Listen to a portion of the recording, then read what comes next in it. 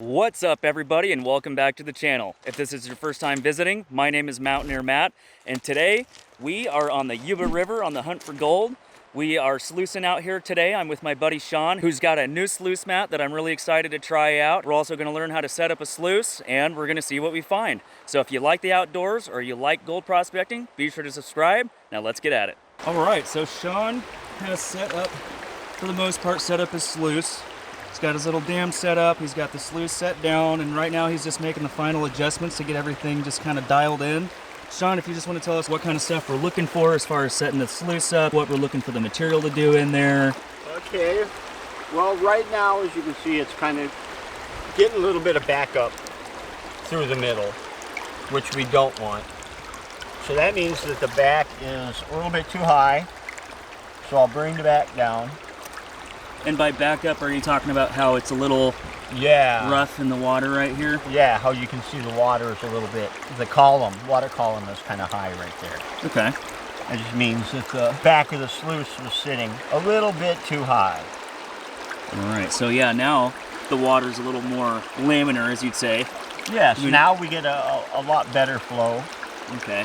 And while the back of the sluice is not set the best because it is buried in the water, on a normal sluice you would never want to do that. You don't want your back buried, because then you'll get material will kind of concentrate back here in the back and won't clear properly. Okay. But with this sluice, because of the matting, the Picklepuss matting in it, it's rare that we get any gold past here. All the gold is up through here to maybe this far down at the most. Okay. So there's never any gold down in here. Right. When I clean it up, I could actually just throw these last 3 compartments out, just throw them away, because there's never any gold in it. So since you brought it up, you're using the Picklepuss, which is something that you came up with. Yes. It has a really good capture rate. So what's the design of the Picklepuss that makes it so efficient? Well, we use a V-ridge matting, so there are no flat or dead zones on the matting itself. Everything is, you can see it's just all full of ridges. So there's always some place for the gold to settle out. We have the proper spacing between ridges. If it's too wide in between a ridge, then you don't get a vortex action, ever. We narrowed it down so that we have narrower bays and we get a vortex action like you're supposed to. So we figured that out. It's also the height of your ridges. So the combination between the height of the ridges and the distance of the ridges create a back pressure, which causes the fine gold to drop out early in the sluice, especially up in the V matting. Raised rubber ribbing, V matting, ridge matting, whatever, it depends on where you are in the country, what you call it. Right, up here at the top of the sluice. Exactly.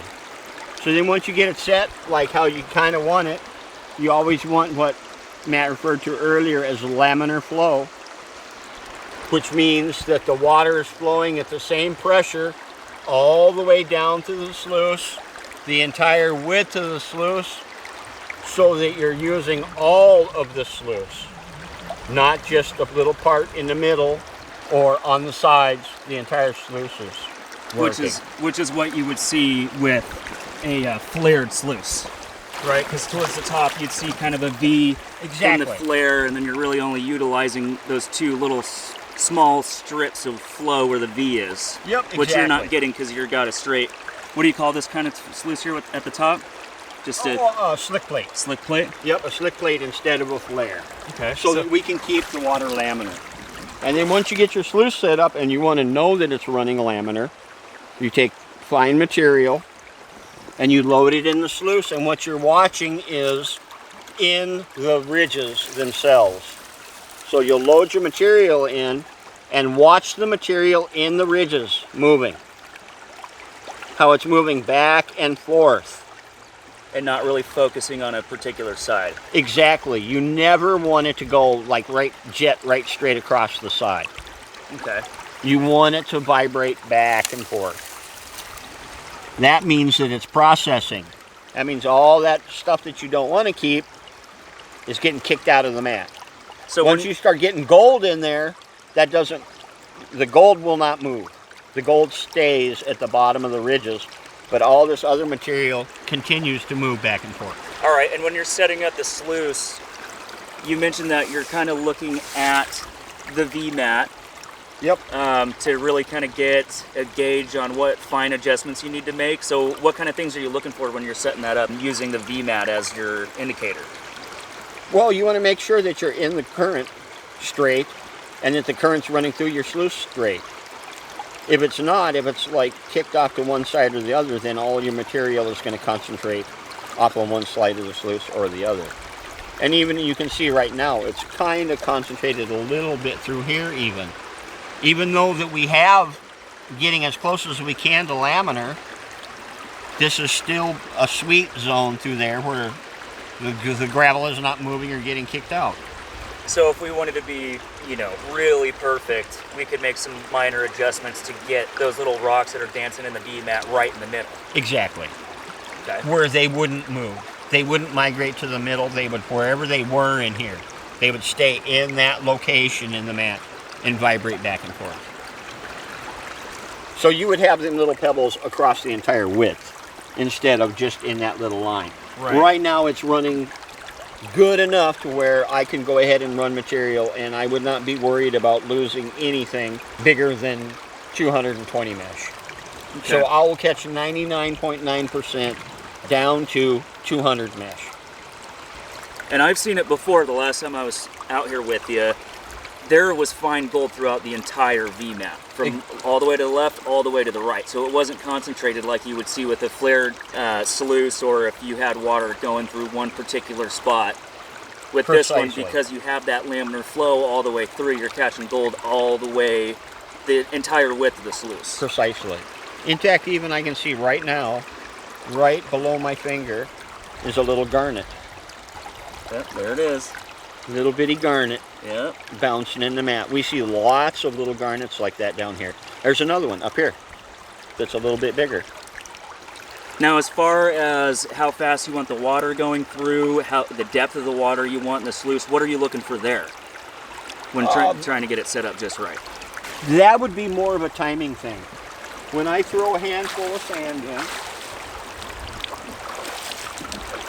I can take literally a double handful, throw it in the sluice,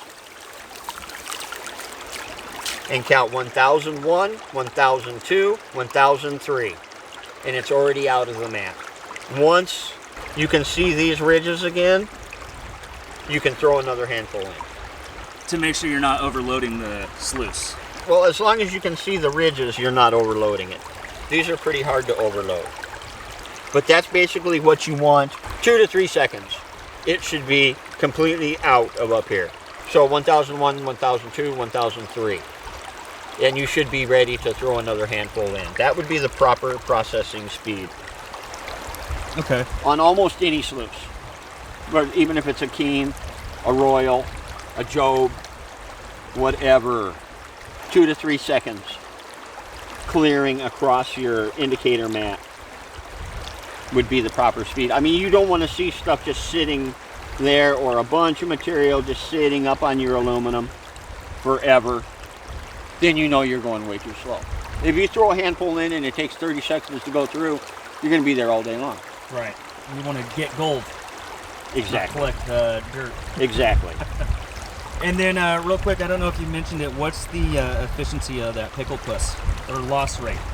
99.9% down to 220 mesh. So if you can physically see it, it'll catch 99.9% of it. So in a five-gallon bucket run, you might lose maybe 4 or 5 200 mesh speckles. That's very efficient. You can tell, you can just watch the material is constantly moving back here too. All the time. It's always moving. So if that material is always moving in there, that means it's always processing. Yeah, you can see that 1/4 inch, a little bit bigger than that, it's just dancing in there in front of that raised section of the mat there.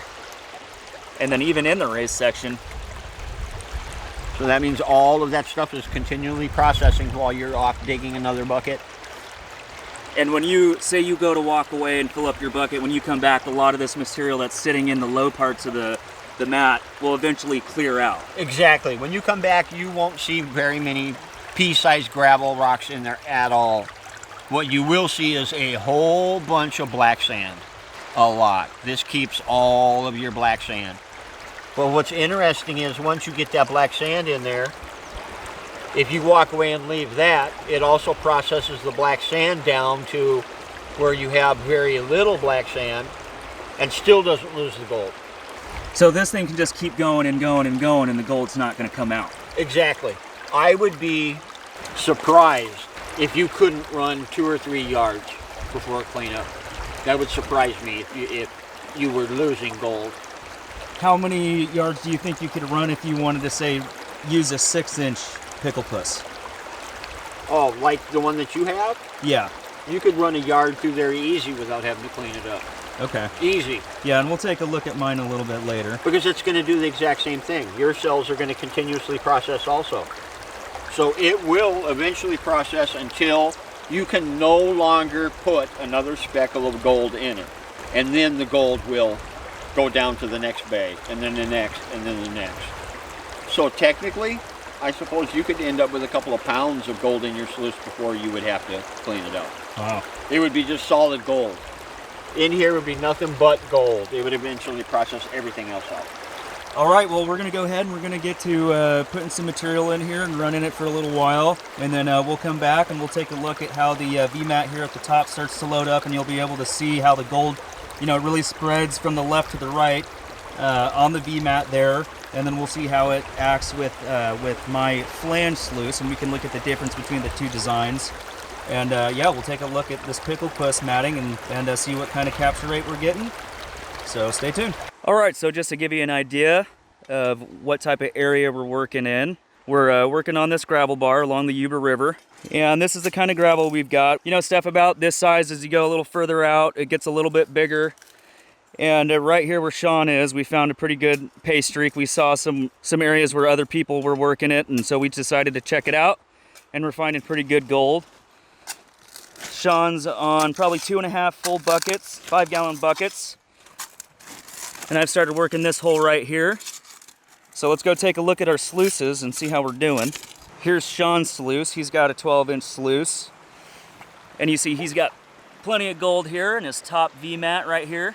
And again, we're talking about that laminar flow that you get from having the skid plate at the top without the flare. So you're just getting nice flow all the way over the whole sluice. And you can just see all that fine gold in there. And as we go down, you can see all the black sand that's getting caught between each of the riffles. Definitely excited to see what our cleanup looks like. Let's go take a look at mine. All right, here's mine. Mine's a little bit smaller. I'm running a 6-inch sluice. It's got a little bit of a flare at the top. But if you look closely, if I can get the shadow just right, you can see little specks of gold in there. Some are bigger than others. There's a nice little piece right there in the middle. And then again, the riffles are just catching all that black sand between each of the high points in the riffle. And then just coming out the end. I think we're gonna have some good results today.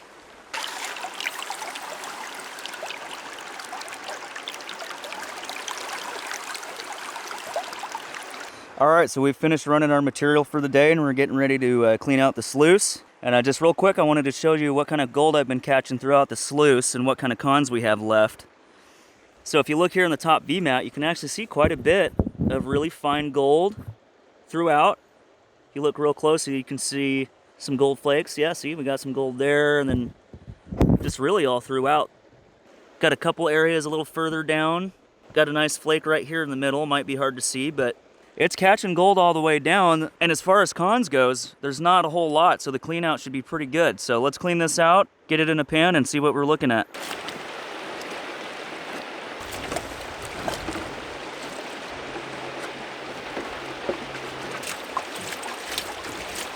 So with my 6-inch Picklepuss mat, this is the kind of cons we're looking at. Maybe 1.5 cups, 2 cups. All right, we're back at Mountaineer headquarters. Let's weigh up this gold and see how we did. Here's a quick close-up shot of the gold that we got on this trip. You can see it's all very fine, which proves that the Picklepuss mat is very good at picking up the small gold. Let's see what our final weight is. And our final weight is 0.085 grams.